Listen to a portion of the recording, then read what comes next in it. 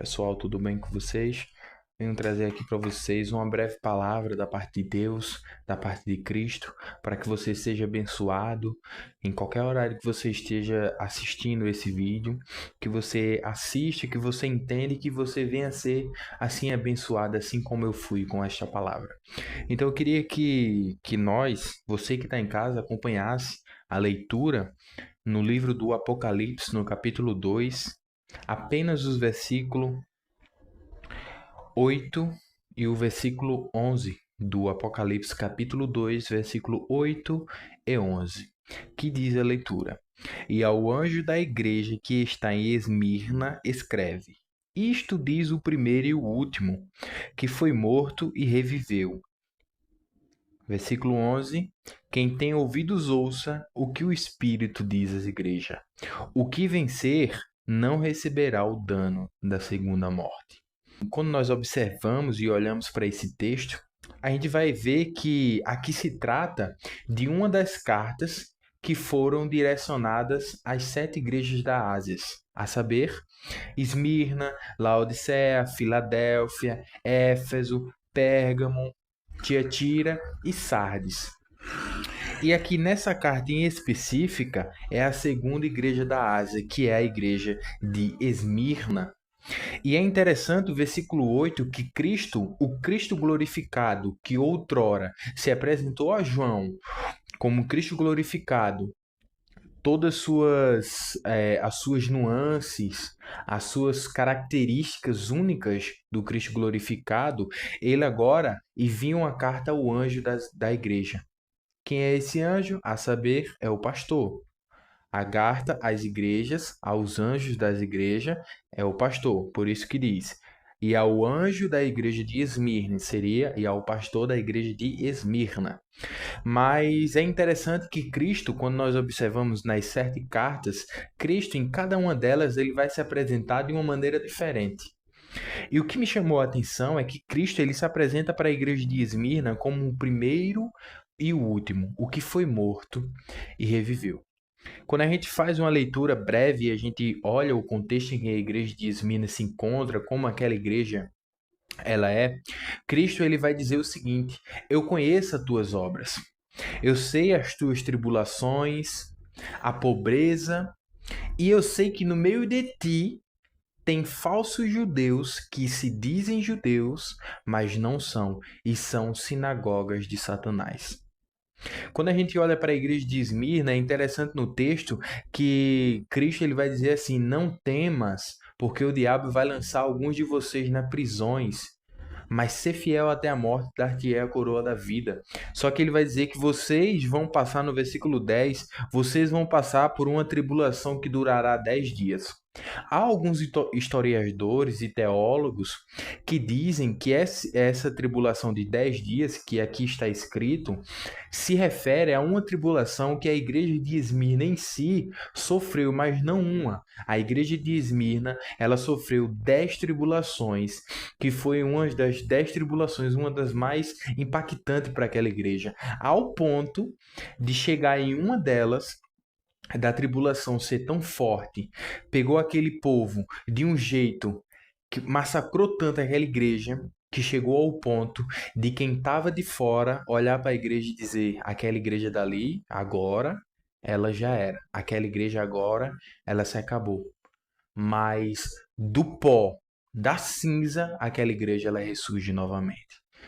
Então, quando a gente olha para a igreja de Esmirna, e uma dessas perseguições tem um cara muito conhecido da gente, o Imperador Nero, que na época, né, fez aquela queimou ali a cidade, colocou a culpa nos cristãos, ali por meio de Paulo também, falou que foi Paulo que tinha incentivado e tudo isso. Então a gente vai ver isso também ali na época do Imperador Nero, que também ali perseguiu a igreja de Esmirna também, nessa época. Só que é interessante que a igreja de Esmirna, ela contém algumas características. Cristo ele vai dizer: eu sei as tuas obras, tribulações, pobreza, blasfêmias do que se diz judeus, mas não são. A igreja de Esmirna, ela é uma igreja que passa por muitas tribulações. Talvez daí seja o nome Esmirna. Quando a gente vai olhar o significado do nome Esmirna, a gente vai ver algo interessante. O nome Esmirna, no grego, vem de uma palavra mirra. A palavra mirra ela é tirada de uma flor, que essa flor ela dá um aroma. Ela dá um aroma, se tira um aroma dali como se fosse um perfume. E essa flor é interessante a extração daquele óleo para fazer assim esse perfume, para fazer esse aroma, porque para se tirar aquele aroma, aquele óleo, aquele cheiro, é necessário que se pise para que o óleo saia e que aquele cheiro exale. Quando a gente vai para o Antigo Testamento, a gente vai ver que na época ali, quando existia aquela época do holocausto ali, do sacrifício, a gente vai ver que era oferecido o sacrifício. E quando aquele sacrifício era queimado, ele chegava com cheiro suave nas narinas de Deus no céu. E Deus aceitava aquele sacrifício. Agora eu entendo porque o nome de Esmirna é Esmirna. Porque para sair a mirra, para que o cheiro, o aroma, ele suba, é necessário ser pisado. Aquela igreja passou por muitas tribulações. Aquela igreja ela passou por muitas dificuldades, ao ponto de só restar o pó. Mas Deus dizia e se apresentou para ela como sendo o primeiro e o último que foi morto e reviveu. E por que ele disse isso? Porque ele estava dizendo para aquela igreja nas entrelinhas: eu tenho sentido o teu aroma de mirra, eu tenho sentido o perfume bom que vocês têm soltado nas provações, nas tribulações. Então eu me apresento a vocês como sendo o primeiro e o último que foi morto e reviveu, para que vocês lembrem e entendam que ainda que esteja morto, viverá. Porque se morreram comigo, também ressuscitarão comigo.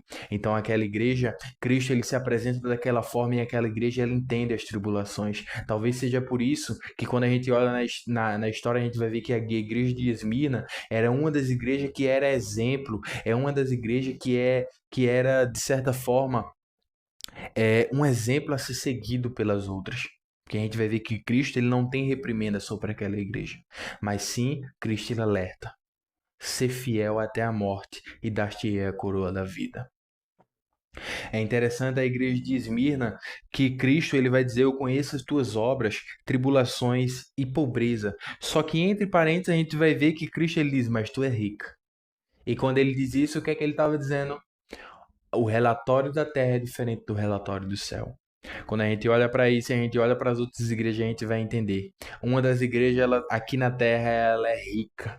Ela vai dizer: sou rica e de nada tenho falta. Mas Jesus Cristo vai dizer a ela no céu: pobre, cega e nu. A igreja de Esmirna, aqui na terra, ela passa por muita tribulação. Aqui na terra, ela é uma igreja pobre, mas no céu, ela é rica.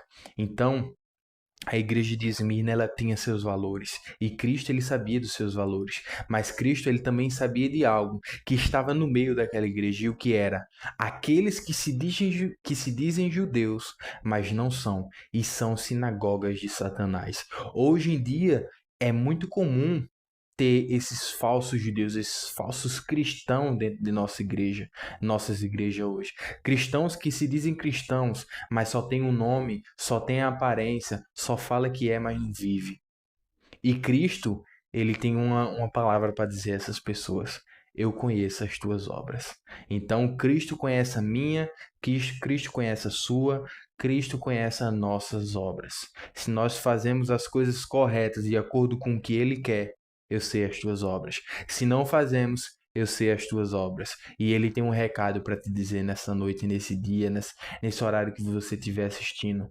No último dia, muitos virão a Ele e vão dizer: mas eu preguei em teu nome, mas eu fiz milagre, mas eu curei em teu nome. E ele vai dizer: tudo que vocês fizeram em meu nome é poder, porque no meu nome tem poder.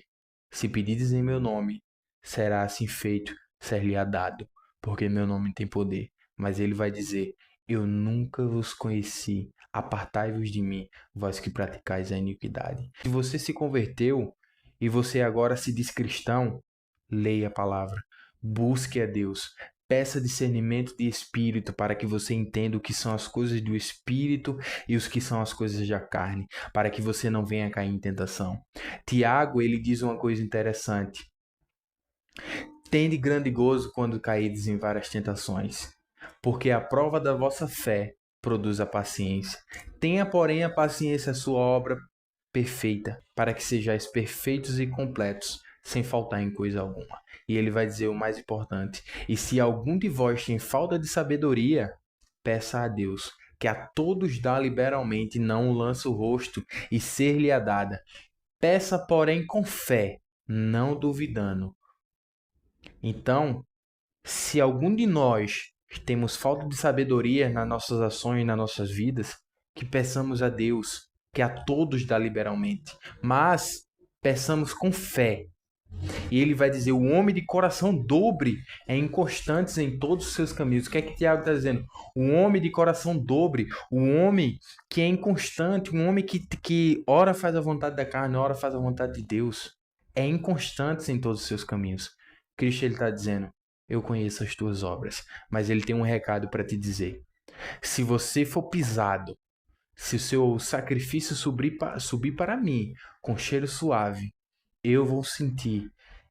O cheiro vai me agradar. E eu tenho uma coisa para te dizer: o que vencer não receberá o dano da segunda morte. Ser fiel até a morte e dar-te a coroa da vida. Então, se você quer receber a coroa da vida, se você não quer receber o dano da segunda morte, ser fiel até a morte, dar-te a coroa da vida. Então, que venhamos a ser igual à igreja de Esmirna. Aqui na terra, ela é pobre. Aqui na terra, passa por tribulações. Mas Cristo ele diz: ser fiel até a morte.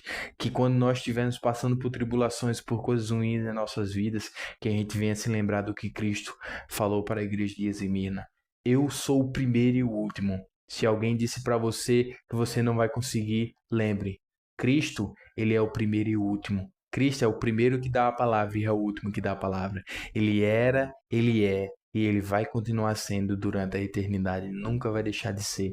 Lembre também quando você estiver passando por tribulações, que você estiver naquele mais fundo do poço, que você olha para um lado e para o outro, não vê ninguém ao seu redor, você pensa que tudo está acabado, mas Cristo ele manda te dizer: eu sou aquele que foi morto e reviveu.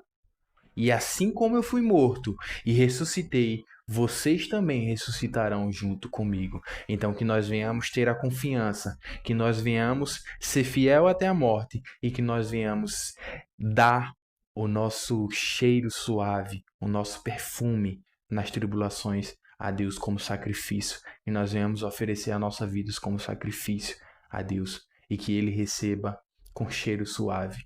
E que assim Deus abençoe cada um de nós. Continue orando por mim, que eu vou continuar orando por vocês e que vocês tenham um dia, uma noite, uma vida abençoada em Deus. Eu agradeço a oportunidade de estar aqui mais um dia falando com cada um de vocês. Amém.